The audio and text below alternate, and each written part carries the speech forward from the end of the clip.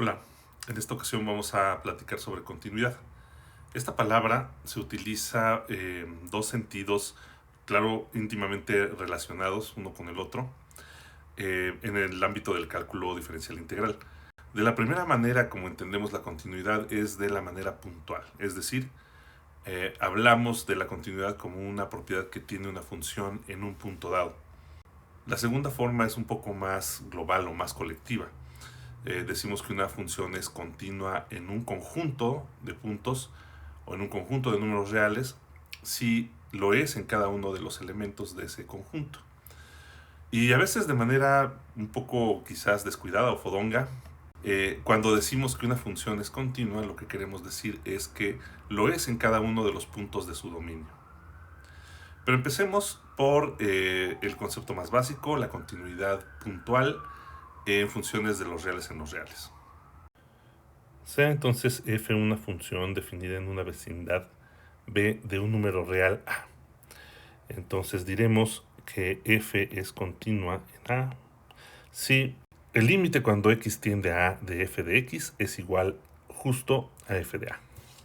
Fíjense, esto es importante que pues para que la función f sea continua en el número real a, es importante que esté definida no solo en una vecindad agujerada, sino en una vecindad completa b de a. Es decir, que incluso esta función está definida en a, justo para que podamos nosotros hablar de esto, ¿no? De f de a.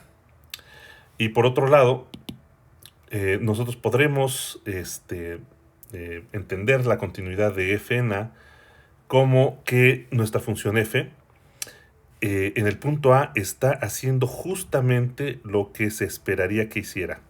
En términos de la tendencia de los valores de f de x cuando tomamos x próximos a a. Lo que nos dice esto es que si nosotros esperábamos, o que nosotros podemos esperar que de f salga lo que pareciera que, o lo que sus vecinos opinan que debería de estar saliendo. Podemos hacer una definición formal, pues reinterpretando esta situación, ¿no? Si nosotros sabemos ahora que el límite de f de x cuando x tiende a a es justo f de a, pues entonces nosotros sabremos que f es continua en a si pasa que para todo epsilon mayor que 0 existe una delta mayor que 0, de tal manera que si el valor absoluto de x menos a es menor que delta, entonces el valor absoluto de f de x menos f de a es menor que epsilon. Observen que en este caso nosotros ya no estamos exigiendo que el valor absoluto de x menos a sea mayor que 0, como si lo hacíamos en la definición del límite. Y la razón de esto es que ahora sí estamos interesados en que la función f sea evaluada en a. En la definición del límite nosotros intencionalmente omitíamos la información de qué es lo que estará saliendo de f al alimentarla con a. Incluso estamos dejando abierta la posibilidad de que la función f no tenga a este punto a en su dominio. Para calcular el límite eso no es relevante, no es importante, pero para que una función sea continua, pues lo primerísimo que tiene que cumplir es estar definida en el tal punto. A estas alturas ya conocemos muchas funciones que son continuas en muchos puntos. Por ejemplo, las funciones constantes, las funciones lineales,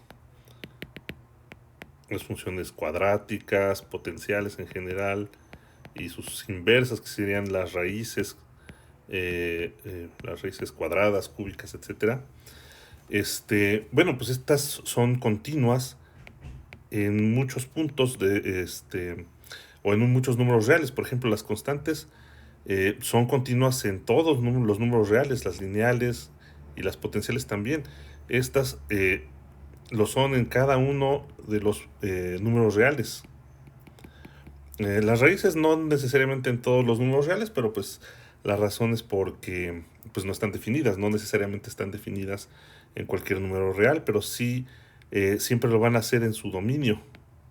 Y bueno, también justo por esta razón se puede hablar de la continuidad global o con una continuidad en algún conjunto. Digamos que si digamos A es un subconjunto de los números reales y f, una función, está definida en este conjunto A, entonces decimos que f es continua en A si lo es en cada punto de A.